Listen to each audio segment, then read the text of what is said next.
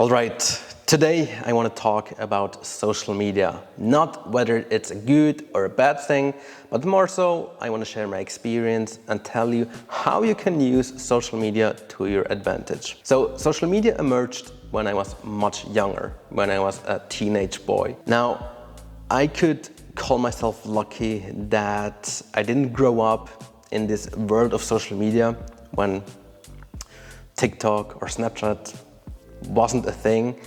However, it would be a total lie if I told you I didn't spend any time on social media and I would just spend all my free time outside in nature. Not the case. Because even back then we had MSN, we had MySpace and some other social media I cannot even recall. And then, of course, we had video games and I was huge on those.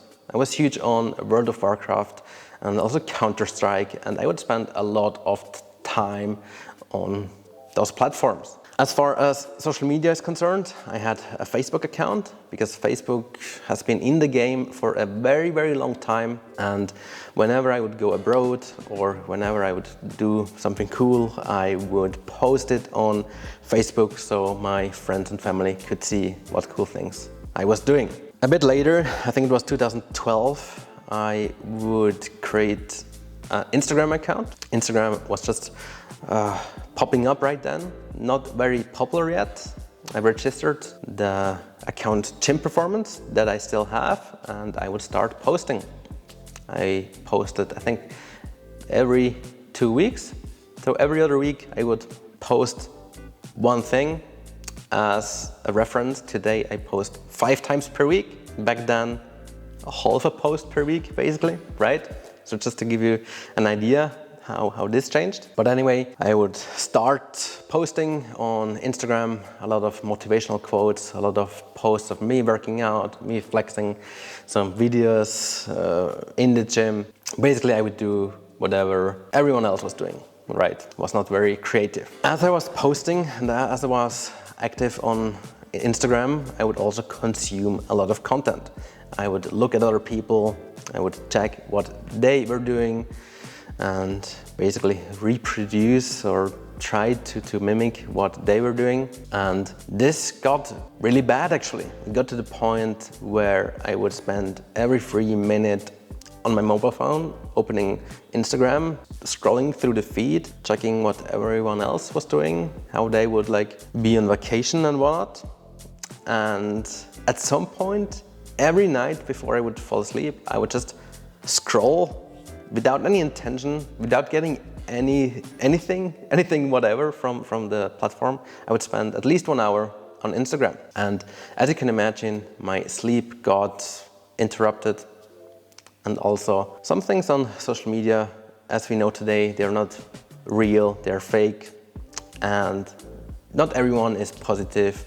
So what this did to me, as you can imagine, was not very healthy, not very beneficial. I didn't get anything from that, just bad sleep maybe, and I wasted a lot of time, to be fair. On the other hand, social media gave me a few benefits, and I want to address those too. When I think back, when I was in Santa Monica, I would go on Instagram, I would search the tag Santa Monica or Muscle Beach, Venice, or whatever, and I would send DMs to people who would hang out there. And we quickly connected, and now I can say that I made some cool, I made friends on Instagram, and I would also meet up with them, get a workout in. It was actually a very good tool to connect with like-minded people. So super grateful to have this opportunity, to have this tool, Instagram, that allowed me to connect with like-minded people. That's actually, that was pretty cool and still is. Although it's a bit harder nowadays because especially the influencers with 1 million followers, they're having a hard time to control all their direct messages, right? Overall, I spent way too much time on social media, and so I decided to take some time off from those. I would go inactive, I would no longer post, and I would no longer waste my time on these platforms, which was really good. Then I realized I can actually use social media for my business, for for my side business back then. And I started posting again. However, this time I chose a different approach. I said I don't want to consume so much content, but I want to focus on creating, on posting, on sharing my value, my tips, my advice, instead of just consuming others' content, right? And this worked pretty well. I would spend less time on social media. I could share value to others.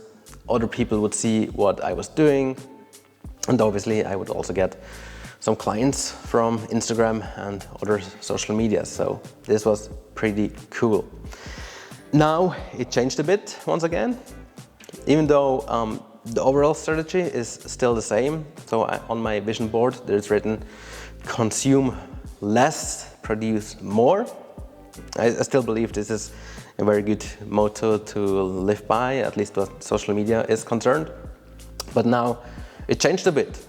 I'm back at consuming content. But what I consume and who I follow changed completely. Because back then, 10 years ago, 15 years ago, I cannot even remember. It must be, yeah, 15 years ago. It must be that.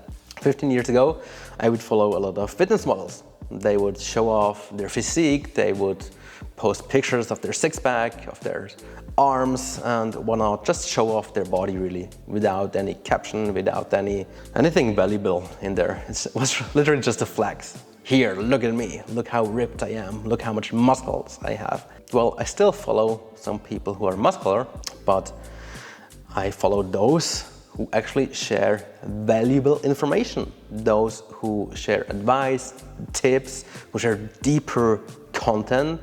So not just like, here, this is me, I'm having six-pack abs, I'm super cool, but maybe, okay, this is me, and this is how I achieve that, and then also how you can achieve this too.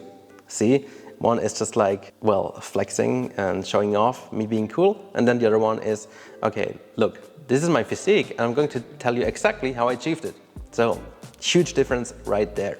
And nowadays I also follow much more mindset-related accounts. I follow a lot of entrepreneurs and thought leaders, so who I'm following changed completely. Because, well, as I'm growing up, I realized there is also a bit more to life than just like working out and having six-pack abs, right? And I think this is actually the most important thing about social media. Who you follow and what you consume, it matters. It matters a lot. My advice is to not follow just random people who post pictures of their bodies or post pictures of them on vacation or just show off and let you know what cool life they really have, apparently. Because what it does, it makes you feel bad about yourself because everyone else has such a good life. You do not, right? It makes you feel jealous perhaps, and it distracts you. It distracts you from what you're doing. It distracts you from what is valuable to you. It's literally nonsense to do that. It doesn't do good to anyone, okay? I cannot say I want you to follow people because at the end it's your decision, it's your choice, it's your life. But what I think is beneficial and how you can use social media to your advantage is by following people who are one step ahead of you. Now, what do I mean with that? Actually, context matters, right? If you are out of shape and want to be in shape, then yes, it makes sense to follow fitness people, right? But don't follow those who just, again, share selfies of themselves or show off their bodies, but more so people who create valuable content that share information, advice, tips, tricks, how you can prepare your meals, how you can how you can prepare your meals, or what exercises are best for you, or how to do a certain exercise. Those things, right? Those are things that you can implement, that you can learn from, and then execute, right? On the other hand, when you wanna grow a business, or scale it up, then you might want to follow someone who already has an online business, who already is successful in this field, right? Or when you want to learn how to dance, then it makes sense that you follow someone who already has the skills and actually teaches others how to do that. Because what happens if you follow those people who are just one step ahead of you, you start to look at their patterns, you start to think like them, you start to behave like them. If you study them very closely, right?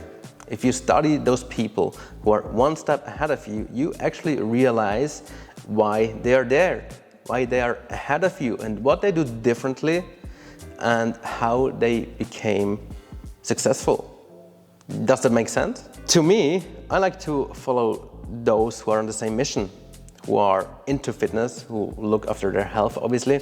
I also like to follow leaders who are huge on self-improvement. And I also like to follow people who I admire. But again, context matters. And when I follow someone, I make sure that I actually get value out of it. And it's not just someone posting, here my Ferrari, here my six-pack, here I'm on vacation all the time. Not good. Eventually, it comes down to one simple life hack. You know this saying that you are the average of the 5 people you spend most time with, right? It's true. And I tell you a thing, virtual people, they count too. So choose your following very wisely. This is probably the best advice I can give you right there. When you hang out with 5 idiots, chances are you're going to be the 6th. When you hang out with 5 entrepreneurs, chances are you're going to be the 6th. When you spend time with fitness enthusiasts who like working out and who like eating healthily, chances are you're going to follow the same path and you're going to become one of them, right? So in short, you want to follow people that are one step ahead of you because they show what's possible. Because sometimes we have those limiting beliefs. I had those back then. I didn't even know online fitness coach was a thing, that I can make a living out of coaching. But then I realized, oh, there's so many people who are actually doing that and that are one step ahead of me. So I'm going to follow them, check what they're doing differently and implement those things too. So hopefully that I can follow their footsteps and be there too one day. Today I am, by the way, full-time online fitness coach with a team. So this worked pretty well. It also shows what you need to do or what you don't need to do. Those people who are one step ahead of you, they obviously cracked the code. They implemented some habits that you might not be doing right now. And when you go over their profiles and check out their content, then they share hopefully one or another secret or simply their habits that led to them being at this point, right? And as I said, you will learn how to think like them, you will learn how to behave like them, you will speak their language, right? This also happened to me, by the way. Like when I follow a specific person for a long time, whether it's on Instagram or YouTube or whatever, out of a sudden I speak like them. Maybe also my energy aligns. Maybe even you can tell in some podcasts I'm more hyped up than in others. Could be that before I recorded the episode, I would look or watch an episode from someone who is very hyped up, and then another time I would watch an episode from someone who is more calm, right? I'm adjusting, always evolving, right? Personally, I follow people who have more success than I do. I follow people who know more than me. That's not so difficult, right? I follow people who know how to market better, how to communicate better, how to speak better. There's so many things I can learn, even how to coach better. I consider myself a good coach, but there's always room for improvement. Because the minute I'm going to say I'm at the top and I just cannot do any better, this is going to be my downfall. Always improving, always optimizing, always trying to find ways to get better, right? This is the key for life right there. This is the key. To summarize, how to use social media to your advantage. There's a few steps. Number 1, unfollow every single person that makes you feel bad. All right? That makes you feel jealous, that makes you feel uncomfortable. Unfollow, unfollow, unfollow, unfollow. When someone is always on vacation and shows you what a great life they have, or how many cars they have, or what a cool body they have, and they're always in top shape, without actually giving value, unfollow.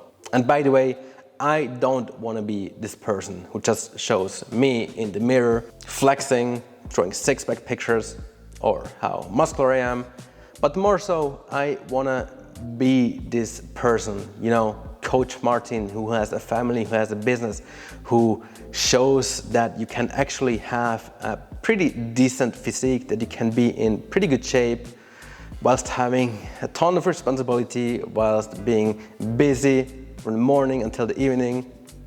And I want to be this inspiration, and I want to show you how you can do it too, right? You see the difference? I could either post six-pack photos every day, show you how ripped I am, or I can show you how it's done, how we can get to this point too. And as you can tell, I chose the latter. The second step is that I want that you follow people who you admire, people who are one step ahead of you, people you can learn from. And this might change from time to time. It depends on what life phase you're in, it depends on your situation, it depends on your priorities, but it's very important that you only follow people that actually give advice to you. Third point, define how much time you're going to spend on social media. This is nothing new here, right? Everyone who is in this field or gives advice on how to use social media properly tells you that. Limit your time. I mean, there's like a function on the iPhone or on any phone probably where you can limit your time spent on social media, whether it's half an hour, 1 hour, whatever it is. Just like make sure that you control your time and that you don't find yourself just randomly scrolling through your phone. And then a fourth point is a bit of a bonus. Make sure that you don't do that before you go to bed. Very, very bad habit, interrupts your sleep. For me personally, I don't even have like this limited time where I say, okay, 1 hour or 2 hours a day I'm going to spend time on social media. For me, it's really on a normal day, 0 minutes. And then when I need some inspiration, when I want to look something up, or even motivation for myself, for my posts, for my social media, then I'm going to spend half an hour. But again, I limit it to half an hour whenever I use it. And that's maybe 2 or 3 times a week, not more. Works very, very well. Mainly because I know if I spend more time on the platform, then I will not have any positive feedback from it. On the other hand, it will make me feel bad, it will make me feel jealous, and I will have complex, and I don't want that. So I rather stay away and use it strategically if I actually use it, right? So it's actually pretty simple. Let me repeat those 3 steps. Number 1, unfollow accounts that make you feel bad. Number 2, follow accounts that you can learn from. And number 3, regulate the time you spend on social media. It's that easy. It's that easy. And I want that you do it right now after watching this episode. Open up your Instagram, clean up your feed, clean up your following, and you will be very glad that you did, believe me. That's it for today. Thanks for tuning in. Don't forget to give this video a like, and see you in the next one.